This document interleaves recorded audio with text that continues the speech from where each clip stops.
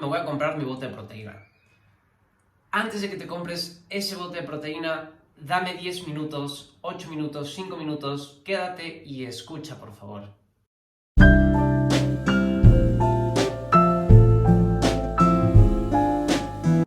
Hola y bienvenidos otra vez. Soy el Dr. Pep Mondragón y estaré compartiendo información sobre dietas basadas en plantas y desmentiremos juntos varios mitos e ideas erróneas sobre temas de salud en general. Así que si te interesan estos temas, por favor suscríbete y comparte estos vídeos. Bueno, el tema de hoy es la proteína. No sé por qué hay una obsesión impresionante por la proteína. Creo que mucho tiene que ver los medios de comunicación, pero bueno, es algo que todo el mundo se preocupa. La gran mayoría no tiene por qué saber de nutrición, pero bueno, es algo que cualquiera te va a decir como de, ¿y la proteína? Entonces, cuando la gente dice, voy a ser vegetariano, voy a ser vegano, es el primer tema. Oye, ¿y la proteína? ¿Te va a dar algo? ¿De dónde la vas a obtener? ¿Cómo? ¿Cuándo? ¿Qué? ¿Por qué? Tranquilos. Sí se puede bastante bien. Hay muchas ideas erróneas o a lo mejor un poco falta de información sobre las proteínas vegetales, pero bueno, para eso están aquí. Por favor, hazme saber en los comentarios cuál crees tú que es la causa de esta obsesión por las proteínas. ¿Para qué necesitamos proteína? Bueno, la proteína la necesitamos básicamente en el cuerpo para muchas cosas, tiene funciones estructurales, nos ayuda a mantener la homeostasis. No los quiero aburrir con las funciones de la proteína, pero a grosso modo nos ayudan y están en cualquier célula. Tenemos proteínas estructurales, tenemos proteínas que nos ayudan por parte del sistema inmune, su función es muy amplia. Lo que sí me interesa que sepan es, bueno, las proteínas, esto seguramente lo vieron en alguna clase de bio, están compuestas por aminoácidos, de los cuales tenemos dos tipos, los aminoácidos esenciales y los no esenciales. Se llaman esenciales porque los tenemos que consumir a partir de la dieta. Es decir, todos estos aminoácidos esenciales realmente nos importan porque hay que considerar que tenemos que hacer una ingesta diaria de ellos a lo largo del día. Ahora, es importante mencionar que todos los aminoácidos se encuentran de origen vegetal y se pueden obtener de proteínas vegetales. Antes existía el mito que las proteínas vegetales no eran completas porque hay algo que llamamos en nutrición y medicina aminograma. Esto quiere decir qué tan bueno, o bueno, más bien, corrijo, no qué tan bueno, qué tan variable es el contenido de aminoácidos en una proteína. Es decir, cuántos aminoácidos esenciales contiene. En base a eso se da un puntaje e incluye factores como la digestibilidad, etc. Pero bueno, a grosso modo hay ciertas proteínas vegetales que tienen un puntaje menor.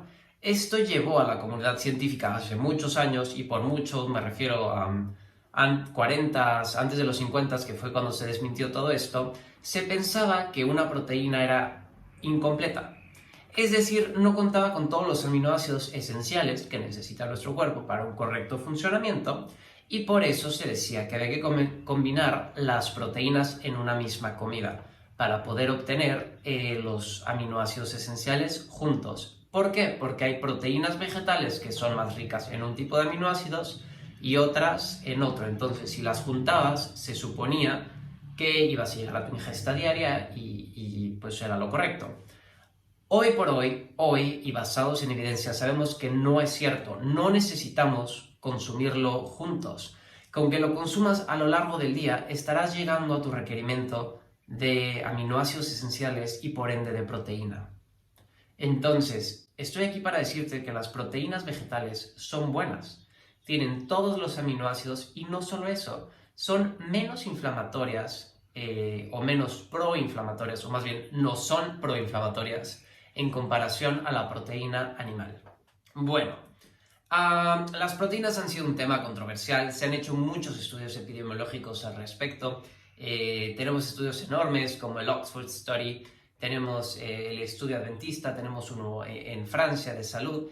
Todos estos estudios se dedicaron a comparar la ingesta proteica, dentro de muchas otras cosas, de omnívoros, vegetarianos, veganos, y descubrieron que los veganos y los vegetarianos tenían el menor consumo de proteína. Punto número 1. Cuidado cómo manejamos siempre la información.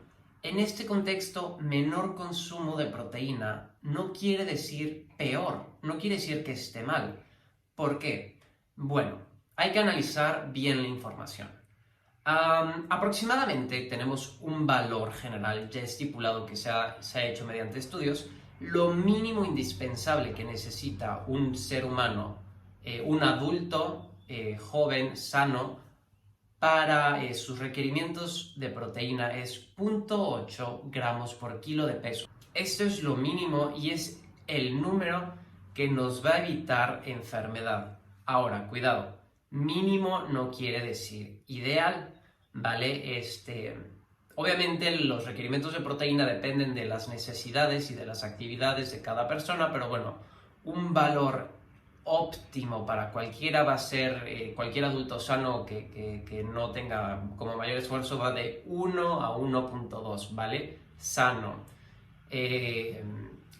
1,2, 1,6, todos estos son rangos saludables de proteína. También tenemos el otro extremo, ¿vale? Entonces, bueno, lo mínimo indispensable es 0,8. Ahora, no es el óptimo, pero es como 1, 1,2 a según. Bueno, este estudio se dio cuenta que tenían una mejor ingesta de proteína. ¿Pero por qué? El consumo de proteína en las dietas occidentales ha aumentado en los últimos años. Entonces, este aumento de proteína, pues sí, evidentemente cuando comparas un omnívoro contra un vegetariano, pues va a ser mayor.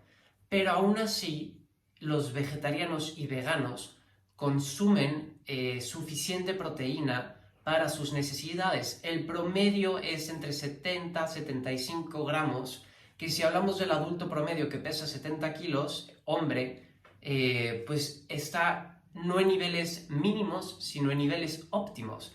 Y esta era persona que no llevaba un seguimiento dietético, que no tenían una dieta planeada. Ahora, se vio en el estudio que un pequeño 3% tenía riesgo de no llegar a sus requerimientos de proteína. ¿Cierto? Sí, pero vamos a ver ese caso más a profundidad. Era porque no estaban cumpliendo ni siquiera con sus requerimientos calóricos. ¿Qué podemos concluir de esto? Que si tú llegas a tus requerimientos calóricos, muy probablemente, o sea, sería muy difícil que te dé una deficiencia proteica. Sería súper difícil, porque con el simple hecho de estar llegando a tus calorías, estarías llegando a lo mínimo indispensable de proteína, obviamente siempre y cuando incluyas proteína en tu dieta, ¿vale? Acuérdate que las proteínas vegetales, pues bueno, son todas las leguminosas, los derivados de la soja, nueces, semillas. Mientras tú incluyas todos estos alimentos día a día, no va a haber una deficiencia. En España, como un ejemplo, ha aumentado la ingesta proteica. Antes, aproximadamente, tenemos datos que la ingesta promedio era de 79 gramos y en el 2009 creció a 106 gramos más o menos. Entonces, bueno, estamos viendo que ha incrementado el consumo de proteínas en las dietas occidentales. Ahora, ¿en qué casos sí te debes de preocupar por la proteína? Y entre comillas, yo no me diría preocupar, yo más bien diría en qué casos tengo que optimizar el consumo de esa proteína vegetal en atletas de alto rendimiento. Allí hay un poco el tema sobre un aminoácido esencial, no que no tengan lo mínimo indispensable, pero para llevarlos a una síntesis muscular adecuada, óptima, donde le demos al cuerpo justo todo lo que necesita para producir esa síntesis muscular en atletas de alto rendimiento. Bueno, allí hay que calcular un poco la leucina. No es nada del otro mundo, no necesitas suplementarte, simplemente vas a ir con un profesional de la salud y él te va a decir, bueno, te voy a acomodar los alimentos de tal manera que tengas esos requerimientos por comida. Ahora, población general, no es necesario, it's not worth the trouble, hacer estos cálculos porque vas a llegar a tu requerimiento sí o sí, mientras estés consumiendo una dieta adecuada en calorías. Ahora, otro caso donde los niveles de proteína deberían de aumentar o donde la ingesta debe de aumentar. Ese es el caso de adultos mayores y en específico adultos mayores frágiles. Recordemos que, bueno, en esta edad tenemos un cierto riesgo de sarcopenia, es decir, disminución de la masa muscular. Entonces, en ellos nos interesa tener un consumo de proteína un poco más alto para prevenir. Se dice que si se llevara una dieta basada en plantas en este tipo de población, pudiera ser deficiente. Ojo con las palabras, pudiera, es decir, solamente hay que planearlo bien para que sí estemos llegando a estos niveles un poco más elevados del nivel óptimo de proteína, pero es posible hacerlo. Bueno, otro ejemplo, un estudio analizó el consumo de proteína en niños de 3 a 9 años y se vio exactamente lo mismo, que no había deficiencias de proteína, y eso considerando que los niños son los que mayor requerimientos de proteína tienen. Entonces, este vídeo es para decirte que no te preocupes por la proteína, probablemente estás llegando a tus requerimientos. Yo sé que hay una obsesión, a mí me pasa, a mí me lo preguntan todos los días, oye, pero tú ¿cómo le haces con la proteína? Porque eres vegano, pero haces ejercicio, pero se puede, no es nada del otro mundo, es una dieta segura, es una dieta que no va a ser deficiente en proteína, siempre y cuando dos cosas, lleguemos a las calorías que necesitamos y consumamos una gran variedad de alimentos.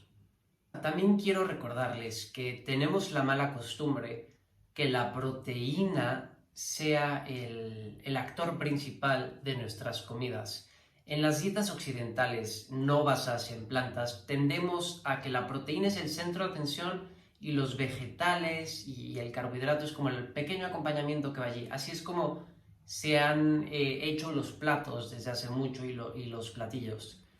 Entonces, no, tenemos que cambiar el mindset y aunque sigas comiendo proteína animal, te recomiendo aumentar tu consumo de proteína vegetal, ¿vale? Esto solo te va a traer beneficios.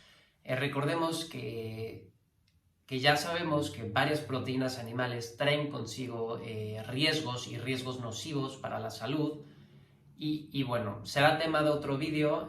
Déjame por favor en los comentarios si tienes alguna duda respecto a la proteína animal para que pueda preparar el siguiente vídeo. Entonces, no, tenemos que dejar de ver a la proteína animal como el protagonista de nuestra comida. No se debe centrar esa proteína y alrededor los veggies y los carbohidratos, no. De hecho, si vemos en porcentajes, recuerden que lo que necesitamos de proteínas va de un 10 a un 15% en una dieta para población general, que no tiene ningún problema. Entonces, si es tan pequeño el porcentaje, una, ¿por qué tanto la obsesión? Y dos, ¿por qué darle tanto lugar en nuestro plato? Entonces, yo diría que el plato del bien comer vegano, vegetariano, basado en plantas, y me da mucho gusto que, por ejemplo, ya asociaciones como en Canadá ya lo recomiendan como tal, incluir la proteína vegetal. Antes no, esto es un gran paso para la comunidad vegetariana, pero dejemos de ver a la carne y al pollo y al pescado como los protagonistas en el plato. Concentrémonos en la proteína de origen vegetal, los frijoles, las lentejas, los garbanzos, el tofu, soja texturizada. Esos van a ser el protagonista y ni siquiera van a ser nuestro 15-20%, y lo demás va a ser la combinación de vegetales, de carbohidratos, ¿vale? De nueces, de grasa. Entonces, también algo, recordemos, absolutamente todo tiene proteína, ¿vale? Obviamente no en niveles óptimos y no hay que exagerar, porque, por ejemplo, también por otro lado se exagera. No sé si han visto este meme como de que le gusta mucho a la comunidad vegana, que es a 100 gramos de brócoli versus a 100 gramos de carne, igual me parece que igualan los gramos de proteína. Ok, sí, o sea, sí, no están mintiendo, pero a ver, siéntate y cómete esa cantidad de brócoli, ¿no? Que buenísimo para tu colon y buenísimo para la microbiota por tanta fibra, pero bueno, también hay que tener en cuenta ese aspecto cuando hacemos ese tipo de comparaciones. Conclusión, aumenta el consumo de proteína vegetal, de verdad que solo vas a ver beneficios. Y bueno, si quieres transicionar o si conoces a alguien que transicionó o si eres un carnívoro, ya no le vuelvas a preguntar a tu vegano favorito, oye, ¿y tú de dónde sacas la proteína? Porque es lo que siempre preguntan y bueno, desespera. Entonces, déjame en los comentarios si tienes alguna duda más específica sobre proteínas, sobre alguna enfermedad. Pero bueno, esta es como información para la población en general, para desmentir ese mito y nos vemos en la próxima. Adiós.